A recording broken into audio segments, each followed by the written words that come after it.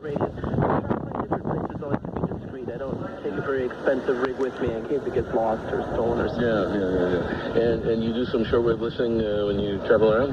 Yeah, shortwave listening, medium wave, FM, long wave, whatever I can hear. I listen to all kinds of stuff and listen to WRMI all over the world, especially when I'm in the Caribbean.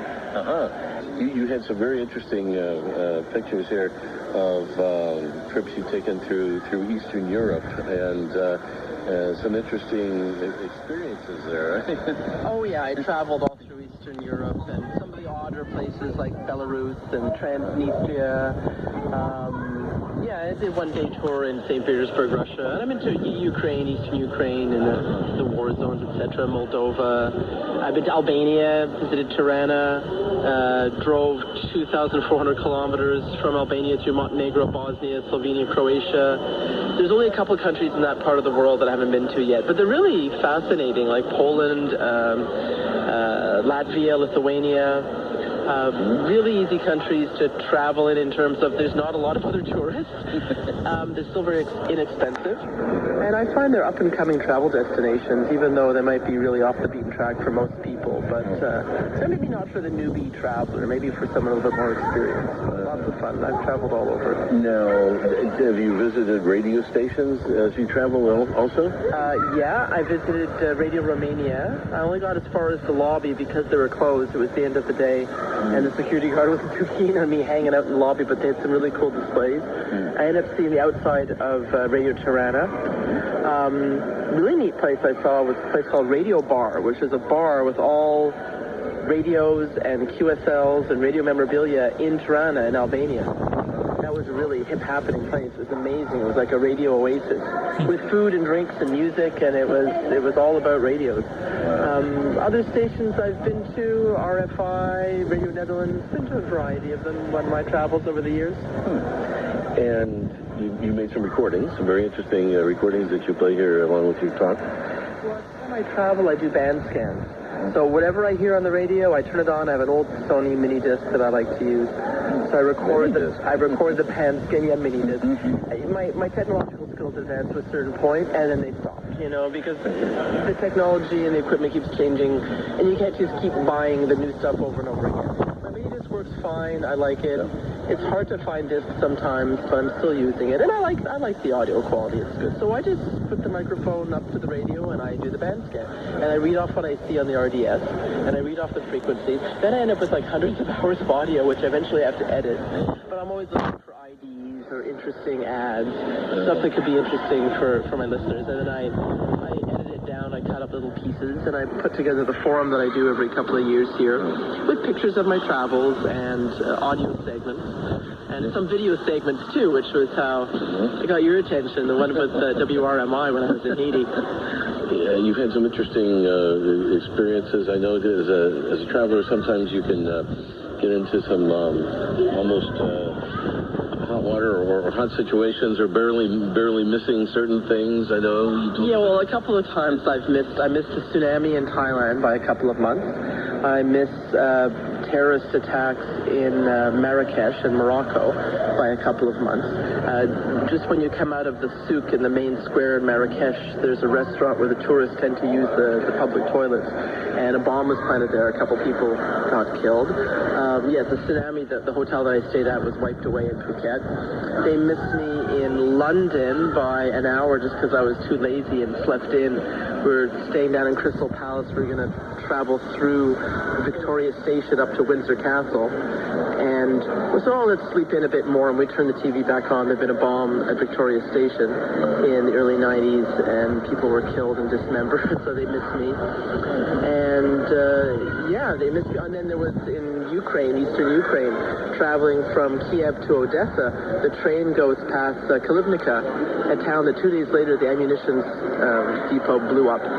Was blown up, probably by sabotage, but if I had been there, we would have been toast. And these things don't make you nervous? No.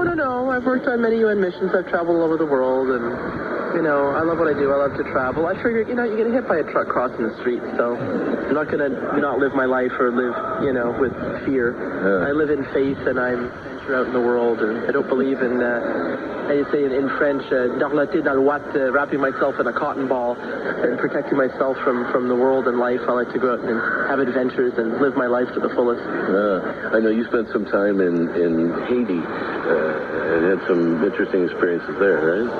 Oh yeah, I was in Haiti the last time I was Haiti 96, 95, 96, and I was also in Haiti in 2013, 2014. And we drove around in Nissan patrols, which the radio in the vehicle had shortwave. So I used to listen to WRMI all the time. I would drive around Haiti on these missions, and it was the only English broadcaster that I could hear. I mean, all the local stations were in French or in Creole. So I listened to RMI, and that was the video that I got when I was in Port Salut, Haiti, and I heard Glenn Hauser's World of Radio, and I had to record. I got a video of it. You know, Haiti is an interesting place. I was doing training programs down there on the UN mission, and lots of adventures, lots of crazy traffic. You showed some pictures of some what you call mud pies. Yeah, that was very tragic. People lived there on, $1 or $2 a day, a lot of poverty, abject poverty, and very sad that I'd heard about mud pies, that people actually made a little pie with oil and sugar and water and mud, and you would eat it so as not to feel hungry. So it's very sad that people have that much poverty there. We helped out in an orphanage called La Main Divine. You can probably find them on Facebook. There was a lovely lady named Doris Abraham who came from the Dominican Republic. She had the calling to go and help orphans in Haiti. She started with 17 children, and after the earthquake, she ended up with 50 children that she helps. And all she does is every morning she just prays for God to send help for her. And some of the Canadians who were down there working, we ended up finding her and giving her a hand, and we still make contributions and help them out as much as we can. So the Haitians are wonderful people. It's a wonderful country, and the culture and the music and the food and the art and just the spirit of the people, their perseverance. They've gone through a lot. They still go through a lot, but they're strong and they're smart and they're resourceful. And I pray that they manage to get out of the situation they're in, which is unfortunate, a lot of it beyond, their powers to change with corruption and politics. And, the regular rank and file, the regular people are really sweet people. They're very nice.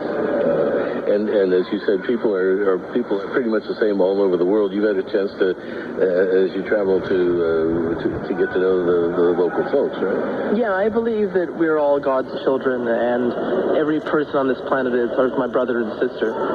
And I believe that the answer is love. To everything, the answer is love. That we just have to love each other and be kind to each other and see our commonality and see our similarities and stop looking for differences. And the words us and them should be removed from our vocabulary. It should all just be we. And there's only one race, which is the human race. And I don't believe anything different than that. Everybody has a father, a mother, children. You wake up, you go to bed, you eat. We all do the same things every day. We all laugh and we all cry. And I've been in places where I haven't spoken the language, but I've been able to communicate with my hands and with gestures. And I've never had a hug turned down, ever. You meet someone on the street, they help you out, they point you in the right direction where you're going, and you give them a hug. And that's international. You don't need to speak the language to give somebody a hug. Everybody understands a hug. Everybody understands a smile. Everybody understands a laugh. That's right. I was going to ask you, are you a polyglot? Do you speak a lot of languages? I speak English, French, Creole fluently, Haitian Creole. I speak a little bit of Spanish, a little bit of Arabic. I've learned, enough of the language to say please and thank you and you're welcome and yes and no. And always to be polite with people. Politeness goes a long way. So I've learned a little bit of Flemish at one point, a little bit of Greek, a little bit of Italian, a little bit of variety of languages, but some of them a little bit of German, but some of them I lose after I've traveled to the area. I'll lose it and my mind will be replaced with another language I've learned to travel to the next place I need to go to. I know you listen to these radio stations, for example, over in Eastern Europe, and all kinds of languages that you probably don't speak. But as you say, listening to the radio, you can sometimes discern a lot of what's going on, even not speaking the language, right? You can figure out by the tone. You can figure out, there's a lot of words that are common, like Wi-Fi, cell phone, even the words like radio. it's usually pronounced pretty much the same in most countries. And when you hear a song, you know it's a song. When you hear an advertisement and when you hear IDs, there's a lot of words you can pick out, like autobus is bus. You hear the word bus. You can extrapolate from a lot of words in a lot of languages what they mean. I was listening to a song in Innu when I was traveling near the Gaspé, near a radio station, native station from northern Quebec. And you could tell by the way the guy was singing, he had a broken heart. You didn't have to understand the words, but the emotion was there and the feeling was there. And this poor soul had his heart broken by somebody. And that was what he was singing about. And you could tell by the tone, of the song. So now you're working on Country 92 next? Yeah, I'll be visiting Argentina, Chile, and Uruguay. And so funny, a friend of mine likes to travel too, and she wanted to go to Madagascar and Mauritius, and I was going to go to Kosovo, Serbia, and Macedonia. So we settled on Argentina, Chile, and Uruguay. Go figure. I don't figure out how that's a compromise.